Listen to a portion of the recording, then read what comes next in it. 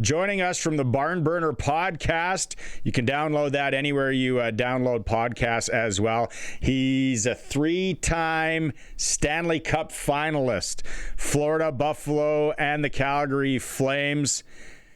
Originally from Sasky, Rhett Warrener is joining us here on the Sports Cage. Rhett, how are you doing? I'm great. Let's clarify. So I'm a 3-time loser. My favorite thing about McDonald's was when my buddies worked there, and I'd go there at the end of the shift, and we would clean up just bags and bags of the stuff. Just calorie dense, very dense in the calorie department. Let me guess, it was the 51st Street? The 51st Street one in Sask and Stewart? 51st, yeah. Kent, England, go through the drive-through. I'll be there from 4 till 9. Yeah, it was the best. We had a group of young ladies from Bedford Road Collegiate that worked at the one on 22nd Street. So the fellas had a rub that they would go through and they would order something like weird. And the ladies would know right away it was them or us. And they would just load up these bags. And it was like, you knew it was so wrong as a kid, but you're not going to say no. You can't say no to free food. It was necessary. We didn't need much at my house. We were poor and couldn't get through. So. Oh yeah, sure. And Western Pizza is Western Pizza is 3 blocks away, and I'm eating it. Well, probably too much of that too. Oh, classic, yeah. So safe to say you're a Buffalo Sabres fan this NHL playoff season here. 100%. Love the town, love the team. Hate myself for not going on Sunday. I texted a buddy. We were talking about going. Oddly, he's a Sabres fan from way back. We were thinking about going on Sunday and kids and events and stuff. Didn't go. Halfway through the third, I said, thank God we didn't go to this game. And 3 minutes later, I said, damn it, what were we thinking? We should be there. So it's great, great for the city. How far do they have to go before you're booking a flight and then you're going? Like, is it this series? Is it next? I'm praying that Montreal and Buffalo get through and meet in round 2, and I'm going 100%. My old man is a diehard Habs fan, and my wife's from Buffalo, and my kids, we lived there for a couple winters, so it will be a guaranteed trip at that point if both of them get through. You might want to take in both locations. Would be... That's part of the thought process. It ain't far of a flight or a quick little drive even. It's not too bad. So there's nothing better than a game in Montreal, although I think game 1 in Buffalo would have put up a fight. Get the kids on the Via. They probably haven't taken the old train. A nice Via twirl. No, they have not done that. So another life experience, even better. What a comeback, though, right? Because that game, it's like, well, it's too bad, and the crowd's booing, and they're starting to get on them, and then 4 goals in 7 minutes and 58, like that just doesn't happen in the NHL playoffs, right?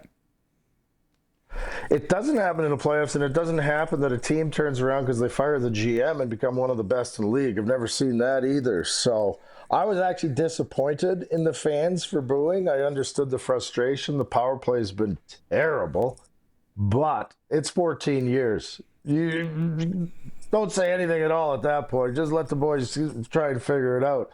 But then they turned on the Jets, and the boys played well. So I can't decide if... I think Boston's a hell of a team too, so I think they're up against some tough competition. What do you like about this Buffalo team? Maybe Tage Thompson. We know some of the big names, but just how it's built. What do you like about this team? I like the captain because I think he's a bit of a D, and I think he gets in people's faces, and I think he plays hard and he plays rough, but I think he plays the right way as well. He wants to win, so I like the captain. I think the captain's kind of starting to put an imprint, and that's Rasmus Dahlin, for those of you that don't know. He was getting beat up and attacked by Malkin this year. He had Tampa Bay pissed off to no ends. So I think he's kind of setting the tone, and they're taking on a little bit of that persona. But the kids, I mean, and they're all kids, really. They're just playing fresh and fun. And the other thing I like is my old coach, Lindy Ruff. I was with him in Florida. We went to the final, and then he was the head coach in Buffalo, and I got nothing but good things to say about Lindy. Okay, because that was my question. You were with them for so long. You had him for so long. And a lot of times guys don't like coaches, and you've seen it. Maybe you've been through it. But Lindy, like, what did you – where were you guys in sync? Wow, it changes over the years, too, because in Florida, he was the assistant coach. He was almost still a player where he was joking around with guys. He was the fun cop. Yeah. And when I first got to Buffalo, he still had a lot of that fun cop stuff. But the more you're in that coaching and the more stress you have and the less fun cop there is. So he does a really good job of system stuff.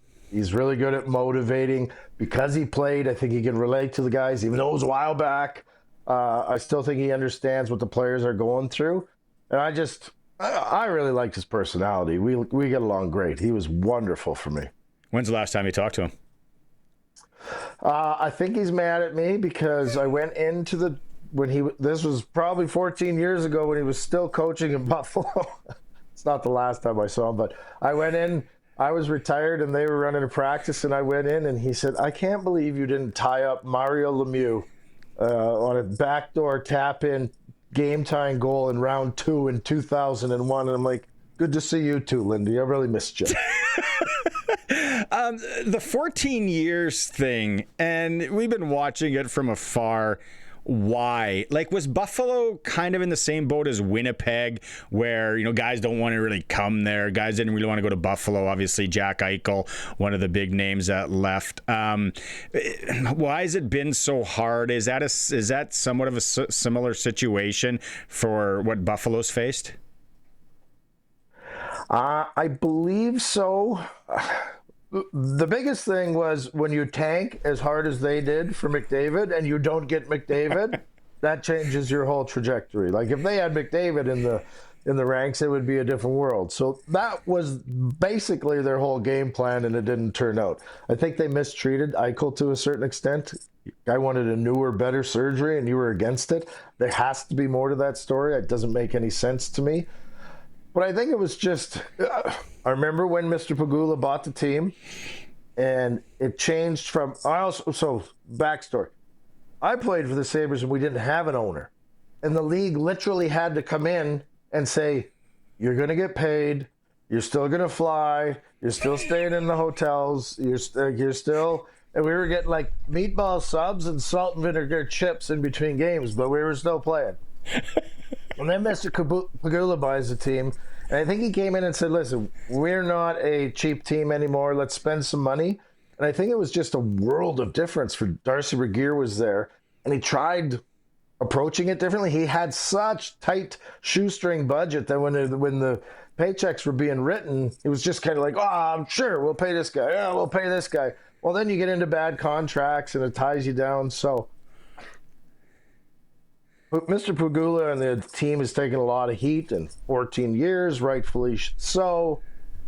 A lot of bad luck, too. It's Buffalo sports. They're used to bad luck. It's what happens in Buffalo when you cheer for a sports team. But 14 years was a little bit extended. So, and they were never picking. Sorry, don't finish the other thing. They didn't get McDavid. Their other 2 first-overall picks, I think Dahlin's one hell of a player, and I think Power can be a good player. But that's different than getting Bedard or Celebrini or, again, McDavid, right? Like, when you go first overall, and this isn't a slight, but they're kind of second-tier first overall picks, that changes things. You talk about the subs and the salt and vinegar chips. So were they skimping on where you guys were staying back then as well? No? Okay. No, I think that's even written into the CBA. You got to stay in certain star hotels. So, but the food was definitely they were cutting back on the grub. The Never Hungry League, that wasn't us anymore. Rhett Warrener's joining us on the Western Pizza Guest Hotline. Florida, Buffalo, Calgary. You've been to the Stanley Cup Final 3 times. Amazing run. A lot of times, and you hear it already every night, it's like the pressure. Oh, maybe the pressure's getting to him, and the pressure isn't getting to him. Is too much made of that, Rhett? Because you played when you were young, you made it. There were other young guys around, older guys. Like the whole pressure. Is it just, sometimes the guys got the mojo going and things are just working? Is the pressure narrative used too much? I think it's an easy excuse or whatever you want to call it. Most of these guys have played in tons of pressure situations their whole lives, and so they either rise up to the occasion. Not to sound arrogant, I never felt the pressure. I would say the only time I felt the pressure was going into Game 7 of the Stanley Cup Final. Like that one got to you where you were losing sleep. But going into Philly for a playoff series, I wasn't feeling pressure. I thought it was awesome. The fans wanted us dead, and we were like, no, we're going to kick your... And we did. Yeah. Anyway, so there is, but usually that pressure is baked in and you've lived with it your whole life. So I don't know why Game 3 in round 1 is any harder pressure than Game 1. We're trying to make an NHL team, if you know what I mean, right? The 99 trade from Florida to Buffalo, like how does that go down? And then what's that like, the initial getting to Buffalo? What? How does it go down? As in, what was I doing, or who was part of it? No, I was part of it and all that. Well, I didn't think I was going to get traded because Florida had traded Jovanovski that year for Pavel Bure, and so I didn't think they'd be dumping another young defenseman. And then, but when Lindy Ruff left Florida and went to Buffalo, I'm like, oh shit! If I go anywhere, that's where I'm going. He likes me. This is no good. But typical Florida, I had gone home from practice and I was going to go grab my golf bag and hit the golf course. And that was back in the day. You had a cell phone, but no one used it. And Brian Murray was phoning the house relentlessly. And oddly enough, I happened to look at the call display button or whatever the hell it was. And I'm like, well, that's from the rink. That's weird. So I gave it a couple minutes, and sure as shit, he called and said, we traded you to Buffalo. I'm like, oh, great, of course. And then next thing you know, you're off to the airport and away you go. You really don't have time to sit around and digest it. I was in Detroit. I flew to New Jersey and met the team after they played, and then we ended up, we were in Detroit by the time the day was over. So it was for Mike Wilson and a draft pick. The draft pick turned out to be... Going back to Buffalo, me and a draft pick for Mike Wilson, and the draft pick turned out to be Ryan Miller, so the Sabres did damn fine on that trade. Oh, what was your initial thoughts of playing in Buffalo? Honestly, I wasn't too excited about it, but they were immensely better than we were in Florida. Beezer had left, and that cup run. Mm-hmm. Special unit that we have. It was older guys and it was a bunch of muckers, but we were really tight and played hard together. It had kind of been dismantled in the hopes of getting younger and better. Took a long time for that to happen. But the greatest thing was I still remember we were playing Ottawa in round 1 and I'm looking around the room and I'm going, well, that guy's average and that guy's average and that guy's pretty average. And we're playing against Ottawa, who has all these stars. I'm like, oh. And then I turned my head and there was Hasek, and I'm like, oh yeah, we got that guy. And so we had Dom, and Dom was huge. He was as good as there ever was.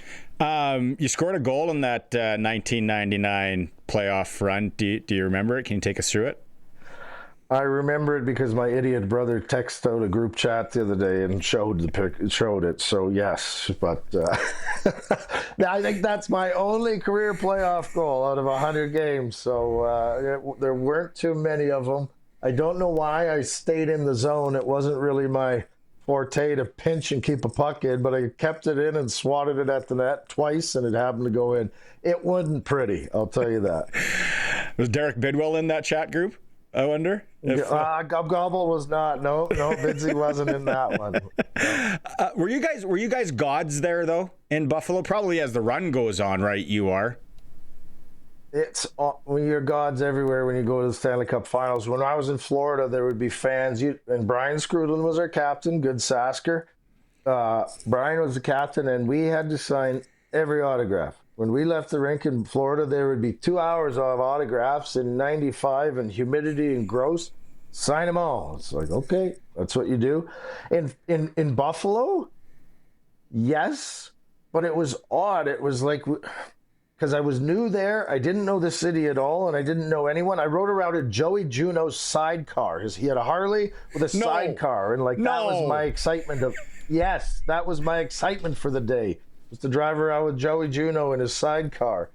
So, I think we were a big deal, but I honestly didn't see it till the after it was all over, when they kind of had the not a parade, but the celebration, and where Lindy said no goal. So, but does anyone have a picture of that? The sidecar riding. God, I hope not. Yeah, no doubt. Okay, shifting for Buffalo, Eric Francis comes on twice a week with us here, and we were chatting the other day about the Calgary run that you guys make, and then he told the story because he just talked to Dion Phaneuf about young kid Red Deer. He was done. He brought his bag to Calgary, and he was going to sign, and it just never happened. It couldn't materialize. Eric thinks that if you guys have a young Dion Phaneuf in that run in 2004, he makes the difference. I said, I don't know, Eric. What? And I said, oh, hopefully I'm going to talk to Rhett. And he said, you ask him what he thinks.